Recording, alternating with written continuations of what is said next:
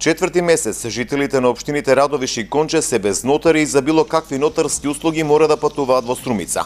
Министерството за правда се уште нема отпочнато постапката за избор на ново кадровско решение, откако единствениот нотар во оваа општина замина во пензија.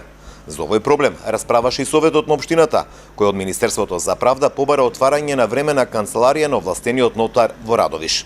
Се до изборот на нов нотар за подрачјето на Радовиш, бараме Министерството за правда да дозволи отварање на времена канцеларија на овластениот нотар од Струмица Јанко Милушев во нашата општина, каде 2 пати неделно ќе издава нотарски услуги.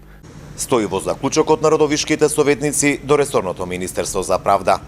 Жителите на општина Радовиш тврдат дека не е во ред да останат без нотарски услуги. Станува збор за подрачје со над 30.000 жители кои сега се изложени на дополнителни трошоци со патувањето до Струмица. Мислам по моје дека треба нотар да доаѓа тука со народот да не оде. А народот упорно го терат да оде во Струмица. И како не? Како не за било шо, најмалку 300 денара. Најмалку е 300 денара трошокот што идеш до Струмица и да се вратиш. И што тераме ние у Струмица? Ние си имаме тука нотар. Зашо да одеме у Струмица? Тие трошкови кој ќе ни ги плати на нас у Струмица? Треба, се треба да има. Ама се отиде у Струмица, отиде у Штип. Сега луѓето изложат се и на трошкови и на време губење. И затоа препорачувам да има во Радовиш нотар.